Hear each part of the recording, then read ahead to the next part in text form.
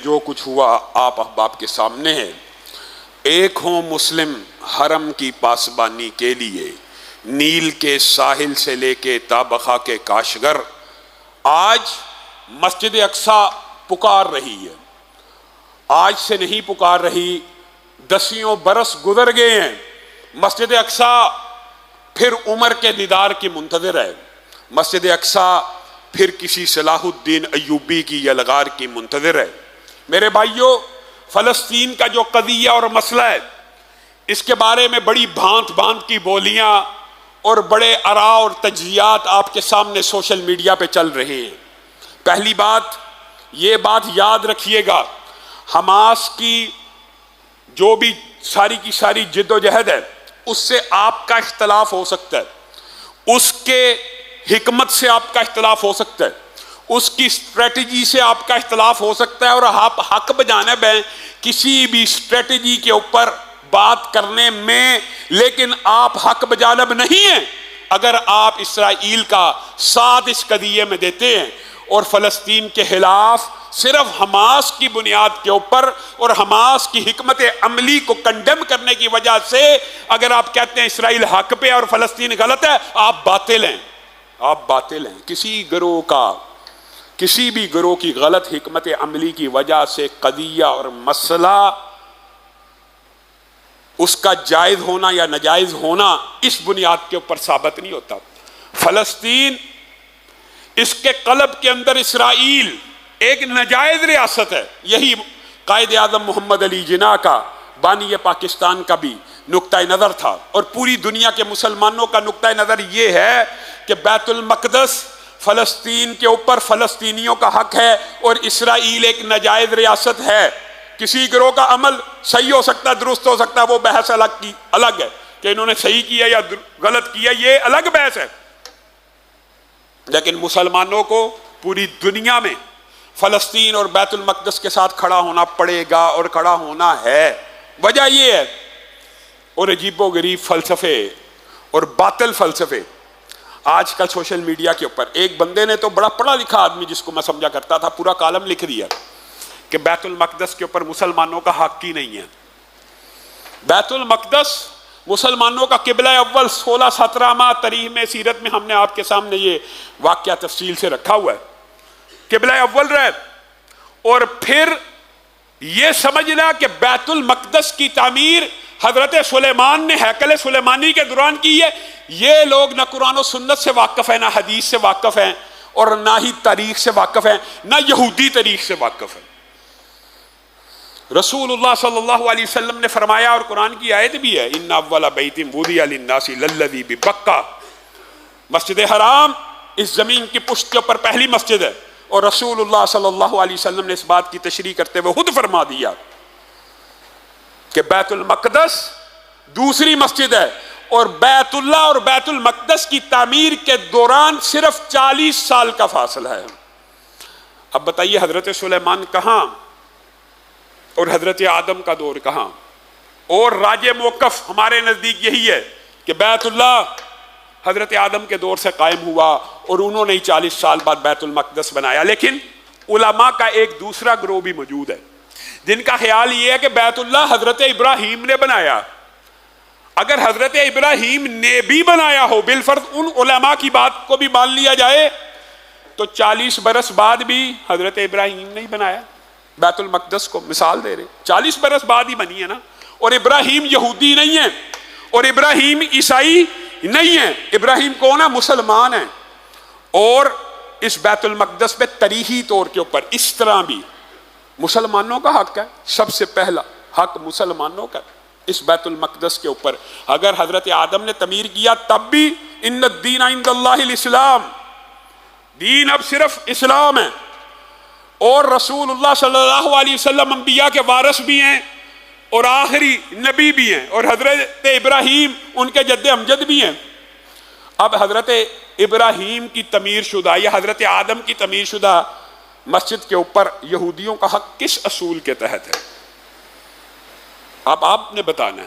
یہ فلاسفر اور عقلی اور منطقی جو قرآن، تاریخ، اسلام ہر چیز سے بے بہرہ، حتیٰ کہ ایک نے یہ بھی کہہ دیا مسلمانوں کا قبلہ اول بھی نہیں تھا، قد نرا تقلب وجهك في السماء فلنولینک قبلۃ، قرآن کی آیتوں کا انکار. سبحان الذی اسری بعبدہ لیلا من المسجد الحرام الی المسجد الاقصی، مسجد اقصی پر تو تمام نبیوں نے رسول اللہ کی امامت میں نماز کو ادا کر کے اس بات کو ثابت کر دیا کہ یہ مسجد رسول اللہ کی امامت کے لیے. اور رسول اللہ صلی اللہ علیہ وسلم کی عادت تھی، آپ کے سامنے رکھا ہے سیرت کے ابواب میں، رسول اللہ نے اول اہل کتاب کی موافقت کی اور آخر میں ان کی بھی مخالفت کر دی.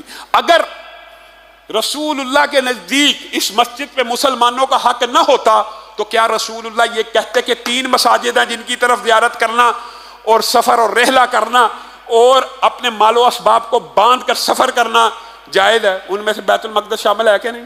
کیا رسول اللہ یہ کہتے کہ 250 نمازوں کو پڑھنے کا ثواب ہے بیت المقدس کے اندر؟ اگر حق ہی نہیں تھا، اگر حق ہی نہ ہوتا تو رسول اللہ اپنی امت کو یہ بات سمجھا کے جاتے، پھر حضرت عمر فتح ہی نہ کرتے، پھر صلاح الدین ایوبی فتح ہی نہ کرتے. تو میرے بھائیو، یہ مسئلہ، یہ قضیہ بڑا واضح ہے کہ پوری دنیا کے مسلمان آج ہم ابابیلوں کا انتظار کریں کہ ابابیل کیوں نہیں آ رہے، حضرت عمر کیوں نہیں آتے، صلاح الدین ایوبی کیوں نہیں آتے. اللہ کے بندو، 1.5 ارب ہو، 1.5 ارب، 80 لاکھ اسرائیلیوں کے سامنے 1.5 ارب ہو.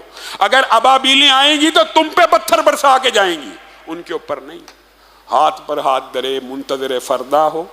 مسجد اقصی دکھ کی بات ہے، کچھ باتیں تلخ ہیں. یہ جو وطنیت ہے، ان کے بتوں نے آج امت مسلمہ کو مرحوم کر دیا. یہ امت مرحومہ ہے، امت تو رہی نہیں. چبے کانٹا جو کابل میں، تو ہندوستان کا ہر پیر و جمع بیتاب ہو جائے کا فلسفہ کہاں گیا؟ نہیں ہے. افسوس اور دکھ کی بات یہ ہے کہ مسجد اقصی آج کسی مسلم ریاست، کسی مسلم وطن کا بھی مسئلہ نہیں رہا. آج پاکستان کا مسئلہ نہیں، سعودیہ کا مسئلہ نہیں، دبئی کا مسئلہ نہیں، 55 اسلامی ممالک کا مسئلہ مسجد اقصی نہیں ہے، کیونکہ ان کے وطن میں نہیں ہے. اللہ کے بندو، اگر یہ وطن کا مسئلہ نہ بھی ہو تو مسجد تو ہے، اور ایسی مسجد جس کا ذکر قرآن میں ہے، حدیث میں ہے. آپ کے نبی نے یہاں انبیاء کی امامت کرائی، حضرت عمر نے فتوحات کی. یہ نبیوں کا مسکن ہے، مسلمان ان کے وارث ہیں، اور مسجد تو ہے. اس کو مسجد ہی سمجھ کے اس کے دفاع کے لیے نکل آؤ، کسی کے کان کے اوپر جوں نہیں رینگے گی. ہر چیز موجود ہے، اسرائیل کے مقابلے میں ہر چیز موجود ہے. حماس کے اوپر تو اعتراض ہے، ٹھیک ہے، ہو سکتا ہے یہ اعتراض درست ہو کہ آپ کے پاس قوت طاقت نہیں، آپ کیوں اٹیک کرتے ہیں، بعد میں وہ عام عوام کو مارتے ہیں. لیکن وہ 55 ممالک اور 1.5 ارب مسلمان، کیا ان کے پاس بھی قوت و طاقت نہیں ہے؟ مگ بھی ہیں، معراج بھی ہیں، F-16 بھی ہیں، F-15 بھی ہیں، ایٹم بم بھی ہے، میزائل بھی ہے، لڑتے نہیں. دکھ کی بات ہے نا، افسوس کی بات ہے. یہ جہاد کا اعلان، یہ ریاست کا ایک خاص حق ہے، یہ ریاست کا حق ہے، یہ بات بھی سمجھ لیجئے. اس وجہ سے مسلمان کٹ رہے ہیں. یہ جو جہاد ہے، اس کا اعلان کنہوں نے کرنا ہوتا ہے؟ مسلمان ریاستوں نے کرنا ہوتا ہے، مسلمان حکمرانوں نے کرنا ہوتا ہے. ہم کیا کر سکتے ہیں؟ ہم ان سے مطالبہ کر سکتے ہیں، اللہ کے بندو ان راستوں کو کھول دو مسلمانوں کے لیے. اللہ کے بندو اعلان جہاد کر لو، خیبر خیبر یا یہود کے نعرے لگا دو، جیش محمد سوف یعود کے نعرے لگا دو. اور ایک دن آنا ہے، رسول اللہ کا وعدہ سچا ہے. تو آپ جتنا مرضی جھوٹا پروپیگنڈا کر لیں، وہ دن آنے والا ہے. اللہ کرے وہ دن ہم اپنی آنکھوں سے دیکھیں. وہ رسول اللہ کی حدیث ذہن سے نکل گئی کہ یہودی اپنی قتل گاہوں میں اکٹھے ہو رہے ہیں، اور ایک دن آنے والا ہے، اللہ کی قسم، جس طرح قرآن سچ ہے اسی طرح میرے نبی کا فرمان سچ ہے. رسول اللہ صلی اللہ علیہ وسلم نے فرما دیا، وہ دن آنے والا ہے کہ یہودی اپنی قتل گاہ میں جب اکٹھے ہو جائیں گے تو پھر ان کے اوپر ایک ایسا عذاب آئے گا. اگر مسلمان ان کے مقابلے کے لیے نکل پڑیں گے تو ہر پتھر، ہر چٹان، ہر اوٹ، ہر دیوار پکار اٹھے گی، اے مسلمان میرے پیچھے یہودی چھپا، اس کو قتل کر دے. وہ وقت آنے والا ہے، وہ وقت آنے والا ہے. تم اس کو سچ مانو یا نہ مانو، حدیث کا ہر طالب علم اس بات کو سچ مانتا ہے. اور رسول اللہ کا دین غالب آ کے رہنا ہی ہے.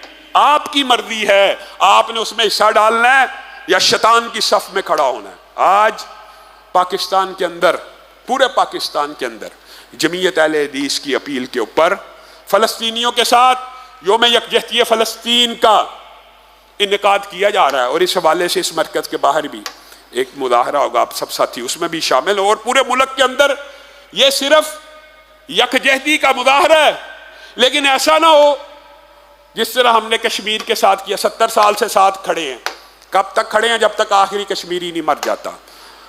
مسجد اقصیٰ کے ساتھ کھڑے ہیں، کب تک کھڑے ہیں؟ جب تک آخری فلسطینی نہیں مر جاتا۔ اللہ کے بندو، عمل کا وقت کب آنا ہے؟ مسلمان حکمران آگے بڑھے، ایک بھی حکمران یہ جرت کرے، راستے کھولے اور مسلمانوں کے لیے جہاد کے اس نئے میدان کو سرگرم کرے۔ 1.5 ارب بمقابلہ 80 لاکھ۔ شرم آتی ہے، بندہ کیا کہے؟